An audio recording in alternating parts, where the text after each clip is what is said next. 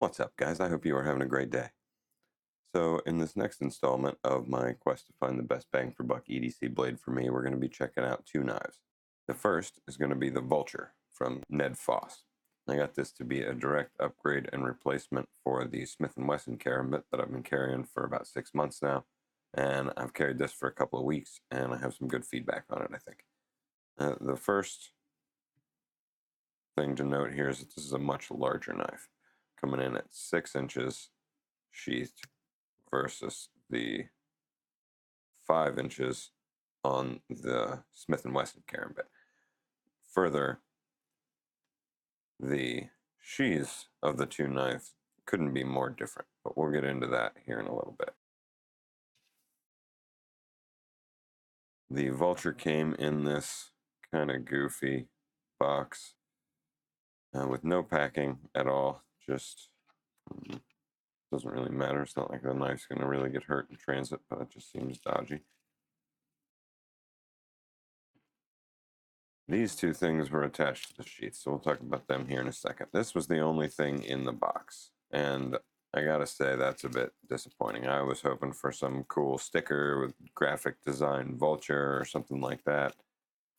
Instead, we get a screwdriver, Phillips head, cheap. Like, if you're buying a $40 niche knife, chances are you have a screwdriver, no? I don't know. The sheath is Kydex and significantly better quality than the one that came on the Smith & Wesson. The lockup is really tight. The retention is really good. You get a little wiggle down here, but up here it's real tight. And the draw and resheath are very smooth and predictable. You have to use a little more force than the Smith & Wesson, but it's much more secure. So what are you going to do? So it came with this ball chain as the necklace, and that's fine, but it's just not very comfortable, a little heavier than it needs to be. And with the Kydex, just didn't really need to add any more weight to this thing. It's pretty hefty in this Kydex sheath, and as I'm sure you noticed, it takes up significantly more room undershirt than the form factor of the sheath on the Smith & Wesson. So as much as I like the Kydex sheath, I would have made the trade-offs for a plastic sheath if it could have been lighter and taken up less real estate. The clip that came with it looks to be of reasonable quality. However, it's totally useless to me. I wear a 1.5-inch belt, and I'm never going to wear a 1-inch belt. If you wear a fixed blade knife and a 1-inch belt, please let me know in the comments. Now, I got this to replace a neck knife, obviously, but after holding it in hand, I would much rather use it on the belt. All right, so the blade itself is a very long hawk bill. You can definitely see how the knife got its name. It is in 14C 28N, this really nice bead blasted finish that it's really pretty. It's like a real muted, sparkly, and I like it quite a lot.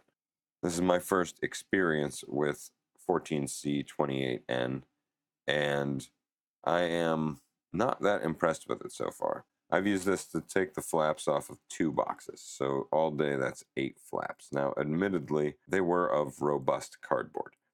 However, I was not expecting the amount of little nicks and rolls and whatnot going on in this edge.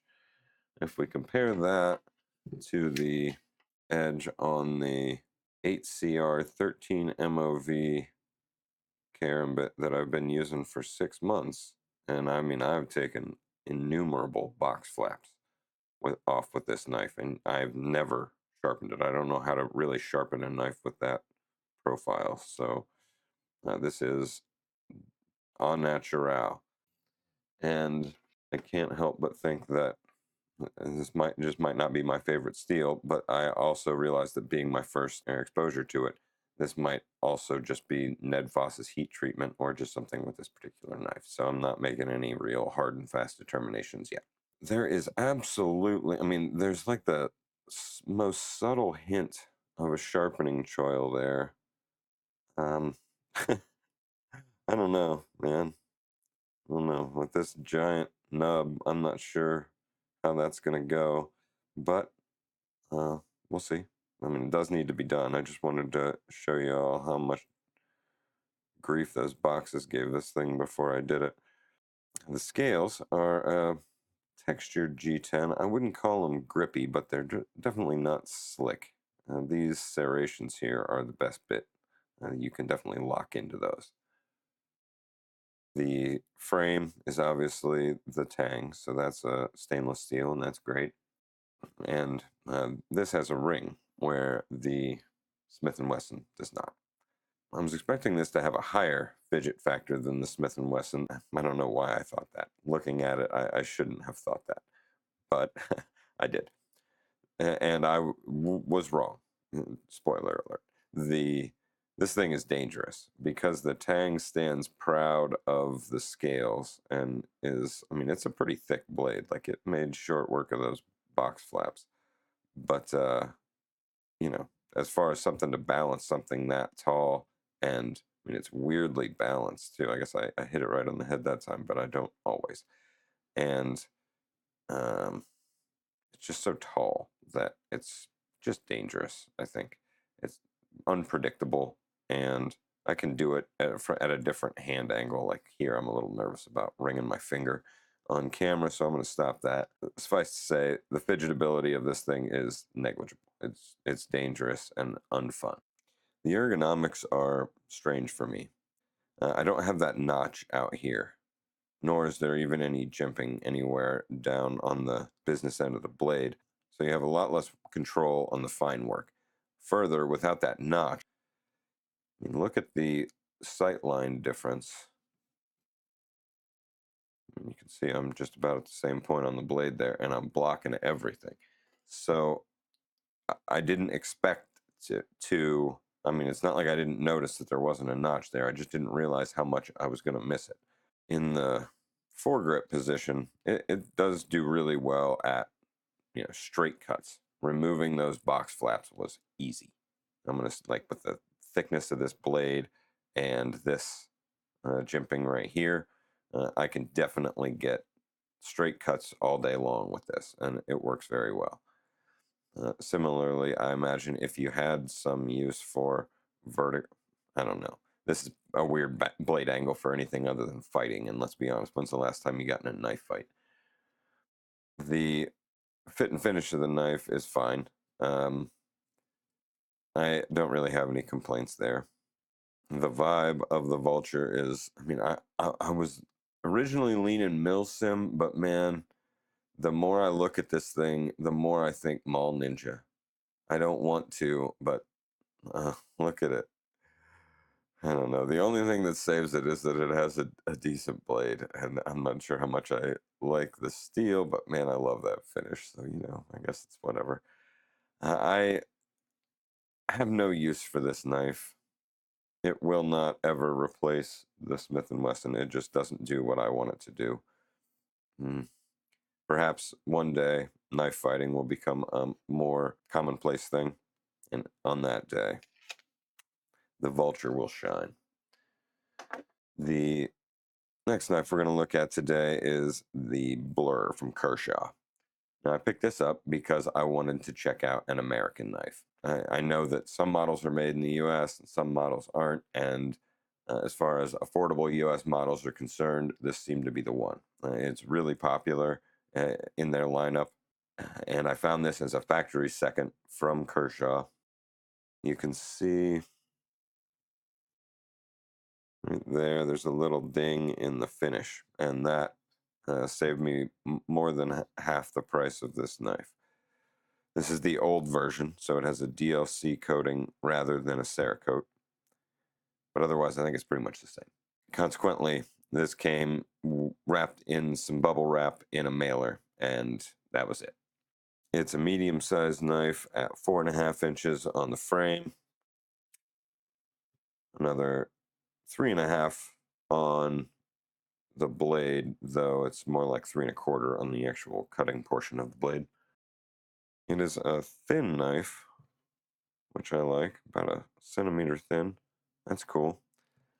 The scales are this really nice aircraft grade aluminum that I like quite a lot. I really like this milled kind of swoopy line in here.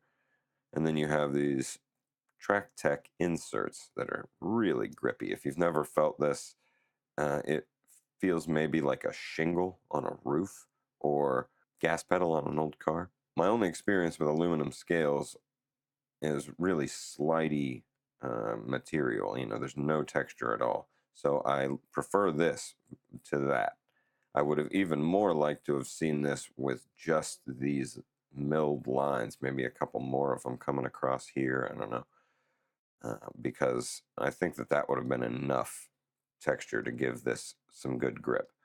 However, this is the grippiest thing known to man, and I'm not mad at it. I think maybe a little overdone up here, but on this side of the knife, I think it is well executed largely, and I'm fine with it.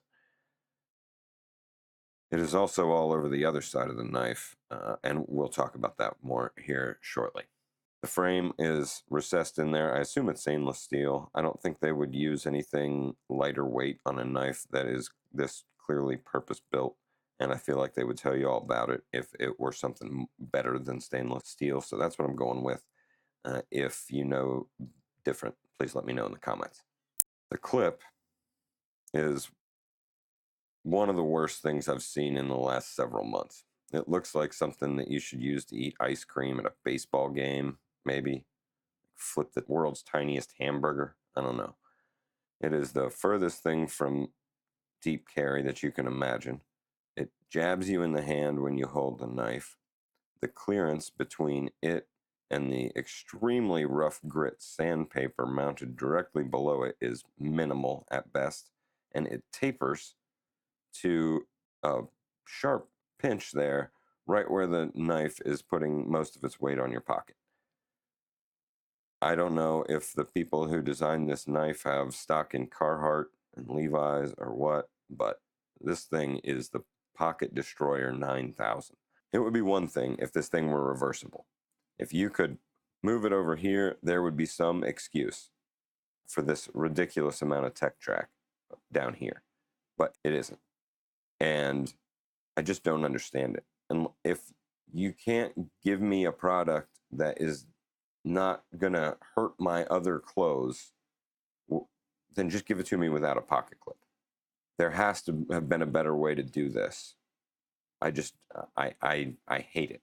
The opener is a thumb stud, and I'm normally pretty lukewarm on thumb studs, but man, I love these. I think every thumb stud should have to be this now, and no questions asked. It's great. If just the way your thumb fits right up into it makes this so easy to access, and I just love it. Really nicely textured, so there's no coming off of it, and you just get right into it.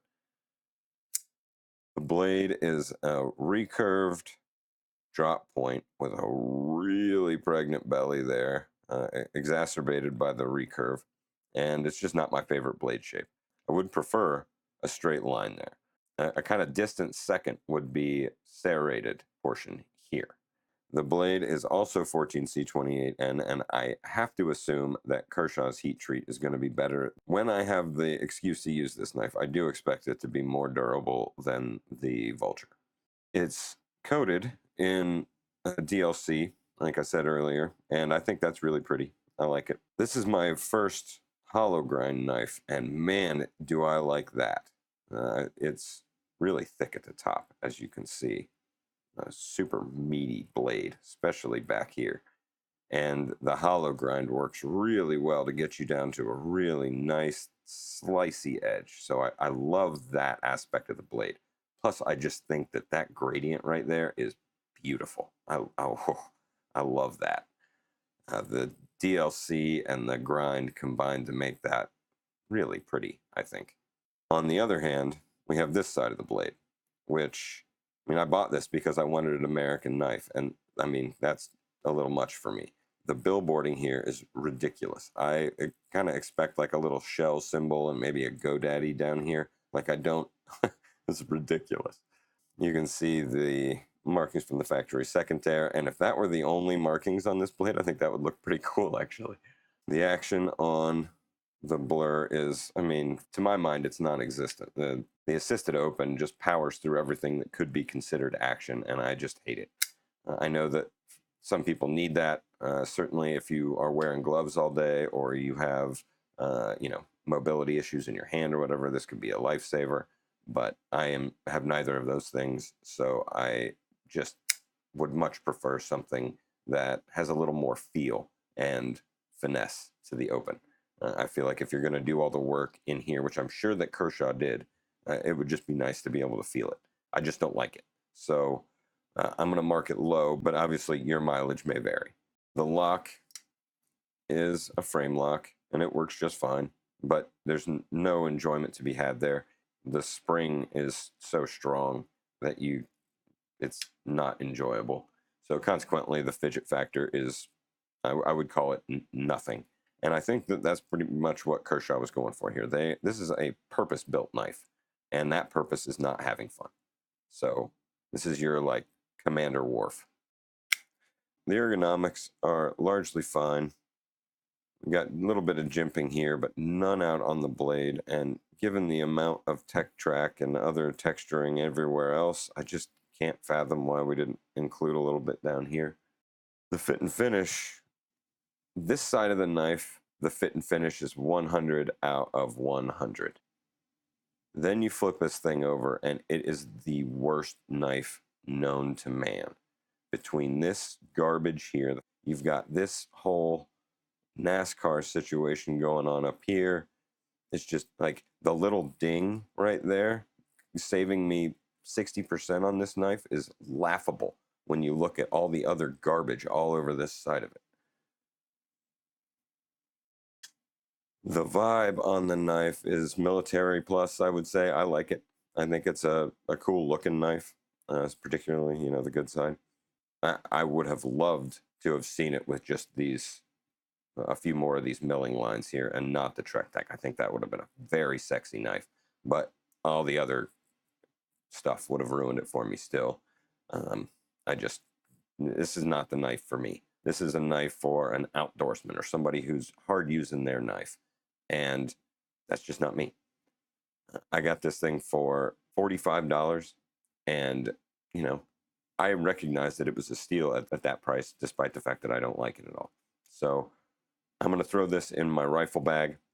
I use gloves, when I'm using my rifle, so maybe I will learn to like this knife. I don't know.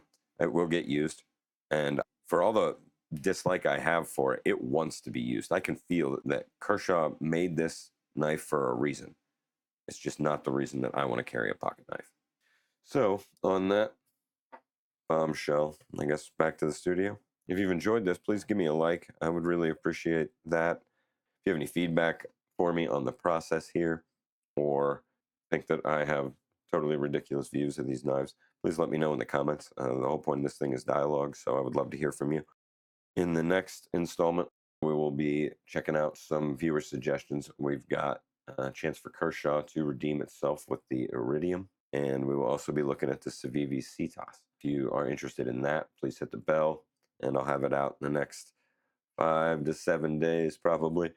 And if you'd like to participate in this little experiment, please get into the comments with your budget bangers and the knives that you think are the best use of whatever amount of money, so I can begin looking for them at a great price and check them out.